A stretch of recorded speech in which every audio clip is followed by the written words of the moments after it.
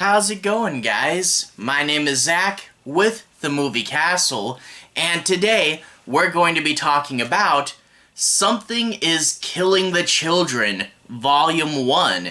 This was written by James Tynion IV with art by Werther Dell'edera and is put out by Boom Studios. Now, this is a comic that I had heard a little bit about, monsters in a small town and monster hunters.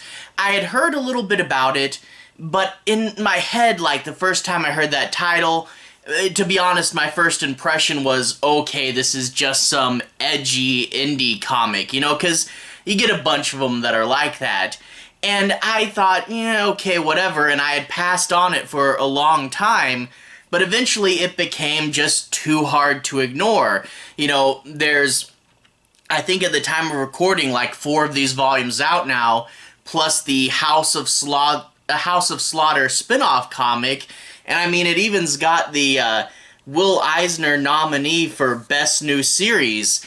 A lot of hearing about this comic, is one that didn't just fade away like other comics, and it, kept popping up again and again, and eventually I was like, okay, I gotta check it out, I gotta look into it. There's clearly something here that's keeping it in public interest, and when I read the comic, I'm like, yeah, this is actually a really good book, and, the title, Something is Killing the Children, while at first, it seemed like it definitely is designed to be this catchy, eye-grabbing title, but when you think about it, a lot of horror stories are that, like Stephen King's It, stuff like that, classic fairy tales, lots of these stories are a mysterious force in a small town going after the kids, so it really has classic roots behind that.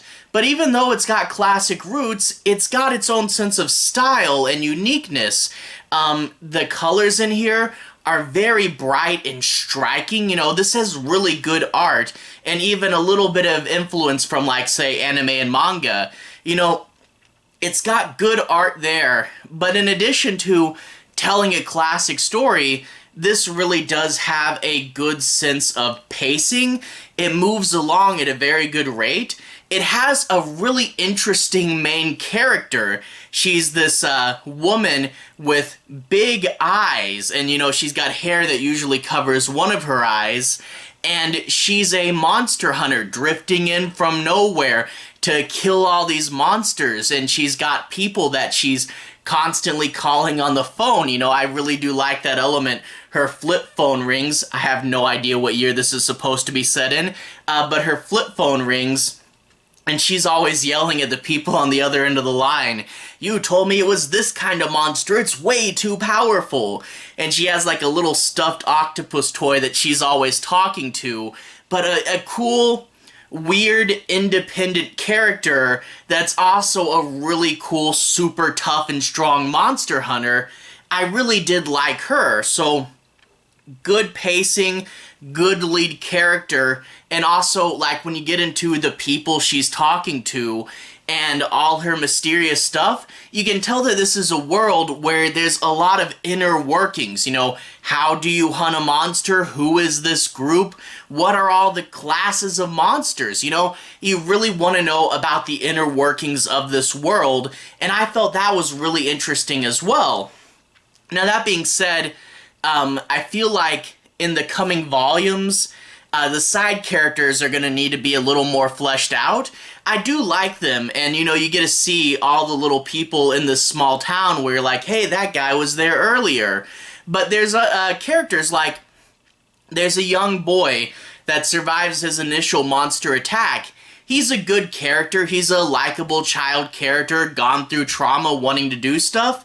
At the same time, I'm like, why is the monster hunter lady letting him follow her around? Why does she? I guess because he's a child and, he's gone through something tragic, maybe out of a way to process it or something, but it's way, way too dangerous, and I'm like, why is she letting him tag along?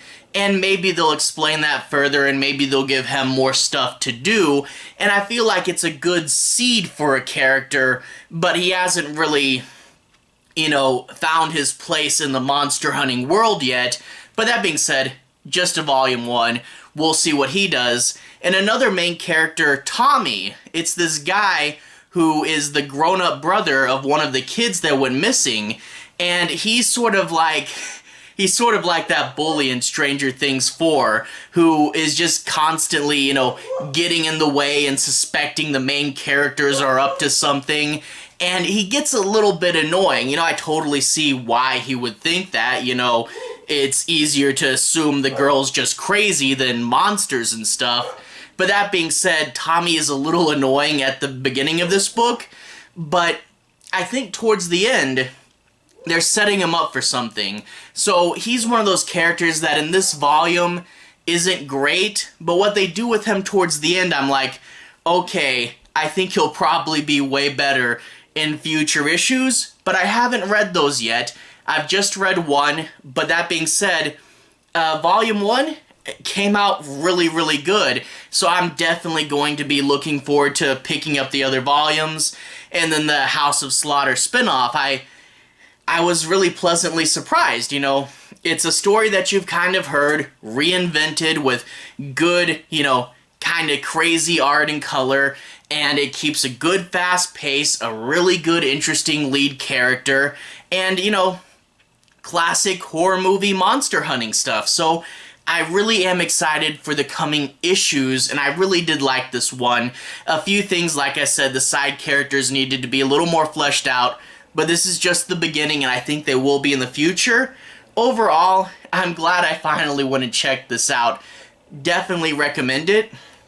Now, that being said, if you guys want to see more of the book, I'm going to switch to the close-up camera. I'll show you guys more of the art, the plot specifics, and we'll dig in a little more to this release. So, without further ado, if you want a deep dive, I'm going to switch to, not too deep, no spoilers, but a little deeper. I'm going to switch to the close-up camera. Alright, here we are inside the castle taking a closer look at Something is Killing the Children Volume 1. And overall, I really do like this cover. It's pretty fun. We get the title of the series, and it's got that, handwritten, kind of edgy style. And then we get our monster killer, Erica Slaughter, down there at the bottom. And you see, like, the messed up kids' bikes, and then over her head is a bunch of these eyes just peering down at her. And I really do love that orange and red contrasted with the blue.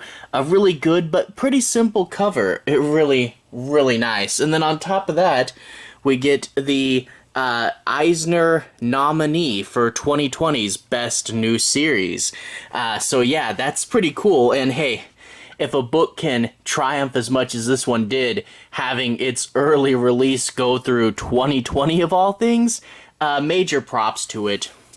And then we get a little summary on the back, and that's the bandana that she wears over her mouth, and it's got these teeth design on it. And if we look at the bottom, we see the MSRP is $14.99. There's the Boom Studios logo, and we can also see up here that it collects Something is Killing the Children, numbers 1 through 5.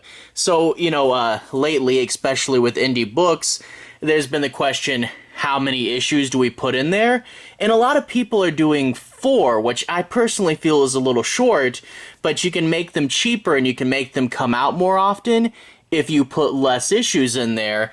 And I feel that 5 is kind of a good compromise. It still has a fair bit of length to it, and yet, it can come out a whole month sooner. It's not as expensive. I don't know. I think 5 is a good compromise, but I'm kind of going back and forth on that whole thing. And plus, 5 issues appropriately priced with $14.99. Anyway, opening up this book, title page right there, and then we get the credits, we can see James Tynion IV, Werther Dell'edera, I'm not 100% sure how to pronounce that last name, and the cover credits and all that stuff.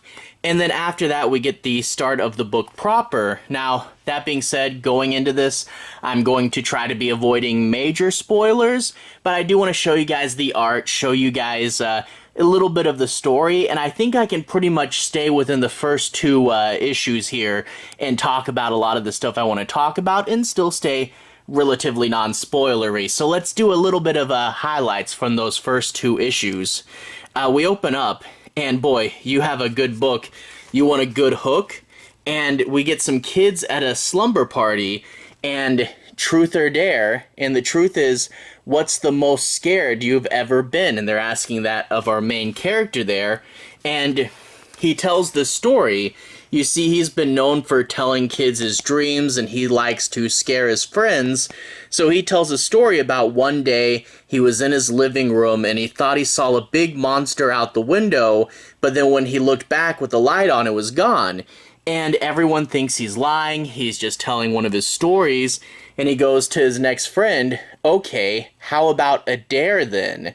And he's of course going to dare his friends to go out in the woods where he just saw the monster.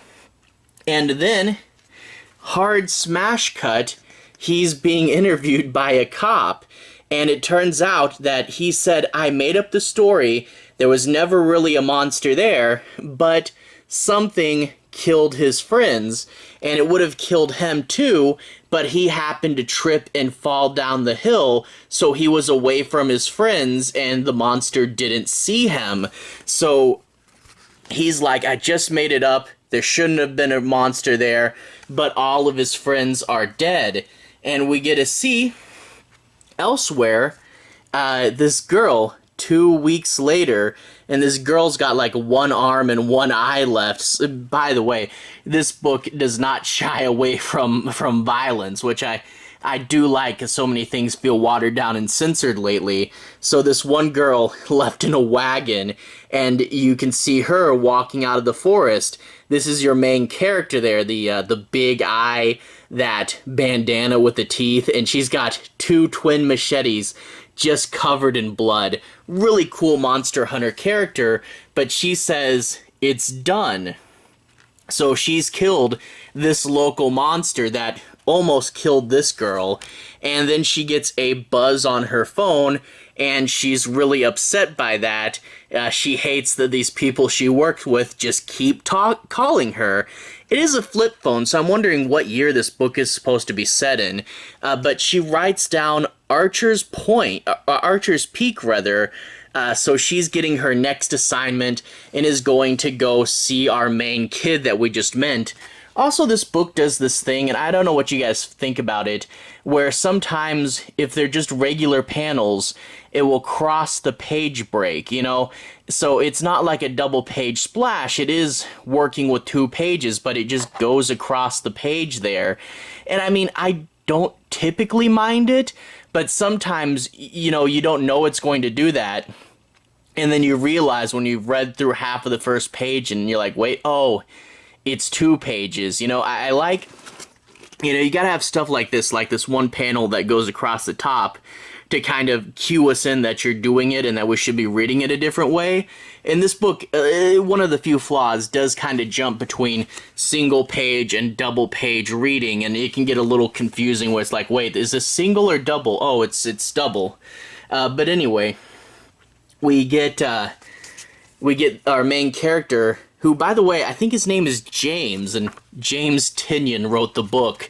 But James is there, he's upset because all his friends are dead, and there's a memorial, and the school bullies show up, and the bullies start harassing him. You see, a lot of people, because he's the only survivor, think that he's the killer, and they're blaming him for that. And this one bully is suggesting that he killed them based on repressed homosexual desires, and they're saying, what, they didn't love you and that's why you killed them? And he, of course, fights back against the bully, and the principal's like, meh, I don't blame you. I do like, this side character of just this principal that's not a huge player in the story, but they really do give him a bit of a personality, like, you don't really care, I totally get you.